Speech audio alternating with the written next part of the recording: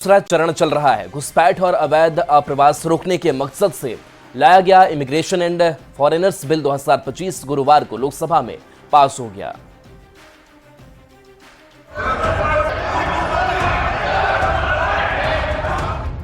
संसद के बजट सत्र का दूसरा चरण चल रहा है। घुसपैठ और अवैध अप्रवास रोकने के मकसद से लाया गया इमिग्रेशन एंड फॉरेनर्स बिल 2025 गुरुवार को लोकसभा में पास हो गया। घुसपैठ को रोकने के लिए बड़ी पहल की गई है।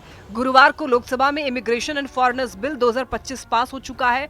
बिल पर चर्चा का जवाब देते हुए केंद्रीय गृह मंत्री अमित शाह ने ये कहा, रोहिंग्या हो या बांग्लादेशी हो, अगर भारत को नुकसान पहुंचाने की मानसिकता के साथ आते हैं तो उनके साथ बड़ी ही कठोरता के साथ पेश आया जाएगा। अगर कोई योगदान देने के लिए आता है तो उसका स्वागत है।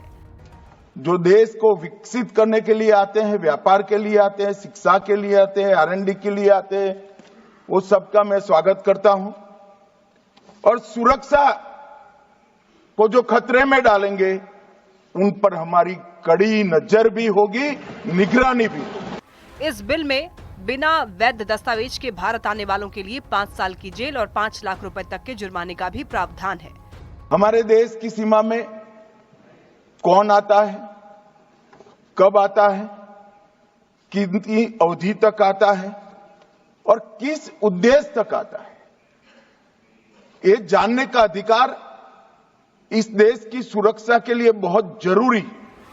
Immigration and foreigners bill 2025 Lok Sabha में 11 मार्च को पेश किया गया था, जो चर्चा के बाद लोकसभा से पास हो गया। इमिग्रेशन एंड फॉरेनर्स बिल 2025 के कानून बनने के बाद कानून खत्म हो जाएंगे, जिनमें foreigners act 1946, passport act 1920, registration of foreigners act 1940 और इमिग्रेशन एक्ट 2000 शामिल हैं। अब इन सबको एक तरह से इसी में शामिल कर लिया गया है। Bureau report, news 18।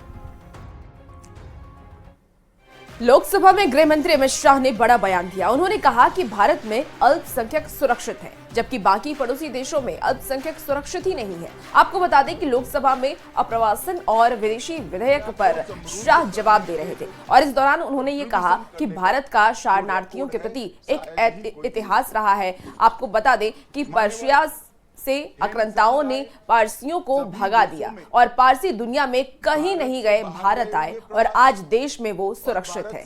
जब इजराइल से यहूदी भागे तो भारत आकर रहे। प्रधानमंत्री नरेंद्र मोदी के कार्यकाल में पड़ोसी देशों के 6 उत्पीड़ित समुदाय के लोगों को भी सीए के माध्यम से देश में शरण देने का काम बीजेपी कर रही है। भारत से बाहर गए यो कल्चर देश है, भू सांस्कृतिक देश, हम जियोपॉलिटिकल देश नहीं है।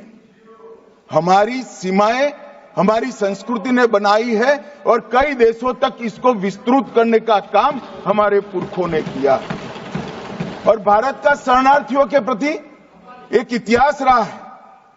पर्सिया से आक्रांताओं ने भगा दिया, पारसी दुनिया में कहीं नहीं गए, भारत में आए और आज सुरक्षित रहे। दुनिया की सबसे माइनॉरिटी अगर कोई विश्व में सम्मान के साथ रहती है कोई देश में तो मेरे भारत में रहती। इजराइल से भी यहूदी भागे तो भारत में आकर रहे और अभी मोदी जी के कालखंड में भी आसपास के देशों से 6 प्रताड़ित समुदायों के नागरिक को भी सीएए के कर शरण देने का काम भारतीय जनता पार्टी।